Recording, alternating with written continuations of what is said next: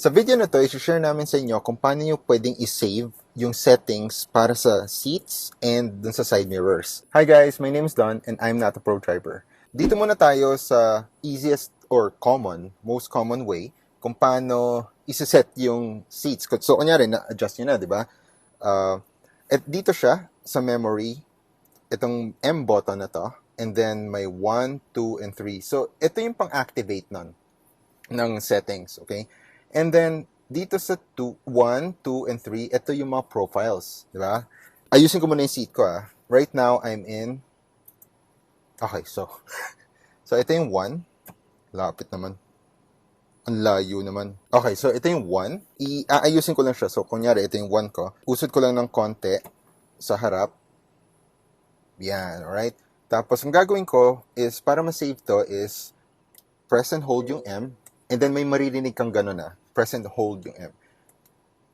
Yon, yung ganun tone. And then, sundan mo agad ng press and hold kung ano mang number, kung saan mo siya gustong i-save. Okay? So, ito. Press and hold yung M. And then, press and hold 1. And then, may makikita kang memory settings completed dito sa harapan. Right? So, alam mo na na-save na yun. Ngayon, pag binago ko na, so ito yung 1 ngayon, pag binago ko na siya, ayan, ganyan. I-press ko yung 1, babalik siya doon. So, that's how you activate yung profiles nyo for yung seats. Ganun din sa side mirror. So, ayusin ko yung side mirrors ko. Kung makikita nyo dito, ayusin ko siya. Ngayon, naka-1 siya kasi sinave ko na siya sa 1. Alright, kunyari yan. Pag pinindot ko yung 1, so hindi ko isi-save to, Pag pinindot ko yung 1, yun, gumalaw yung side mirror. Pero ito, pag ginalaw ko yung upuan and yung side mirror, let's say, ginanyan ko siya, pag pinrest ko yung 1, press and hold 1, simultaneously silang babalik dun sa 1 settings.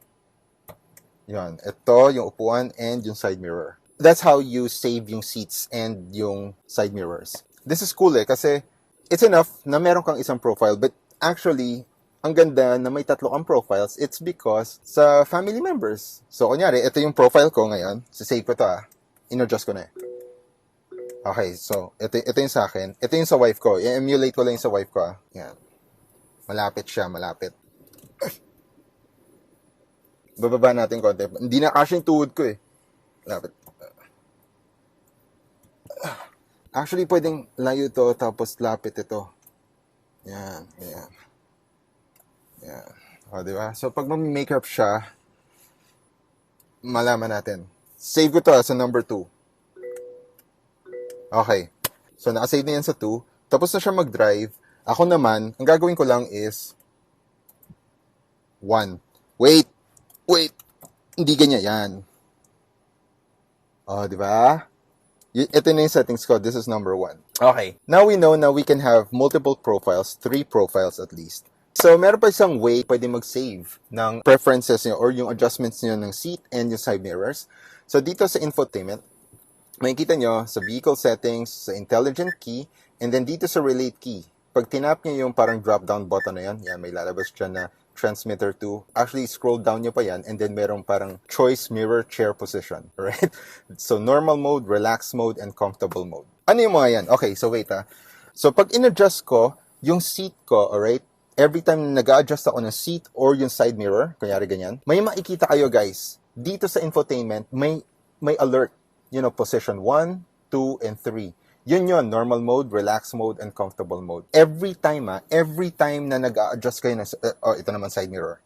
Adjust ko lang ng konti. Okay. May lalabas dito. Yon, di ba? Lalabas siyang ganyan. So anyway, yung position 1, 2, and 3, hindi sila ito, yung common way, hindi to. Hindi. This is key bound. Kaya may ID dito ng transmitter 2. Kung makikita nyo to, this is yung key.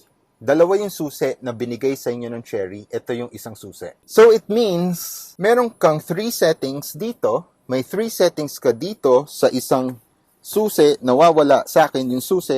At sa isang susi. And then, meron ka pang 3 doon sa isa pang susi. So, all in all, you have 9. Pero you can have 6 active at one time. Right? I'll put it back sa 1, So, yung side mirror lang in-adjust ko. Mag-a-adjust ako ng konti. Ito yung lalagay ko sa normal mode. Kunyari lang. Normal mode. So, may lalabas dito. Alright? So, lalagay ko sa position 1. So, normal, confirm. Hindi ko na-confirm. So, adjust ko. And then may pop-up na lalabas dito. Okay, position 1, confirm. Yon! And may maririnig din kayong memory settings completed. Or may makikita kayo. So, that's how you know na nasave niya na siya sa normal mode. Okay? So, ito yung 1. Yan. Diba? And then, ito yung normal mode. Yon. So, ngayon, nakikita natin na transmitter 2 to. Ito. Wait lang balik ako. Gagawin natin transmitter 1 yan.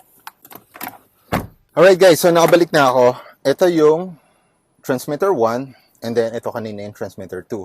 So, kung titignan natin dito ngayon, balik tayo vehicle settings, intelligent key, relate key, and then ito na siya, transmitter 1. Now, iba yung normal mode nito kesa doon sa 1. So, ito yung 1 niya, right? So, yung 1 never changes. Hindi siya nakabind sa key, itong mga to. Ito naman, nakabind sa key. Iba yung normal nito, kesa sa, yan, parang iba, no? Kesa sa dito. Kasi, ang dami yung ginawang adjustments Usually, ano lang yun parang isang usod lang yun Pero, the way I do this is, lalabas ako ng sasakyan, ipang-unlock mo yung key na gusto mong gamitin for this. Manually, you have to press yung key, yung unlock, if that works. Oh, by the way, para ma-access nyo pala itong so, you press and hold para ma-access nyo yung setting. Okay? Dito naman, sa infotainment, you just tap ito, and then mag-iiba na siya. Okay? So, ito yung relax mode ko, and then ito yung normal mode. Okay? So, again so ito yung relax mode. Ngayon, naka-normal mode, and then relax mode. So, iba siya sa 1. Ito yung 1. Okay? And then, ito yung 2. Ito yung sa wife ko kanina, right? Ayan. Whoa. Okay, wait Okay, di ba? Ito yung sa wife ko. So, i-relax mode ko ulit, or normal mode ng key ko. Okay, medyo hassle, for me at least, kasi that's, kunyari, CarPlay kayo or something, you have to go back dito sa menu settings. And then vehicle settings, intelligent key, relate key. That's like 4 taps, diba? Rather than just press and hold 1. Now, isa pang napansin ko is every time, kapag iba't ibang susi yung gagamitin mo pag pumasok ka sa sasakyan, meron siyang easy entry. Ito yung option niya. So, sa settings, vehicle settings, and then easy entry. It turns out na when I turn off yung car, wait so papakita ko sa inyo. When I turn off yung car, supposedly, aatras siya from yung normal niya dito. So, ngayon, lagay natin sa normal, normal mode.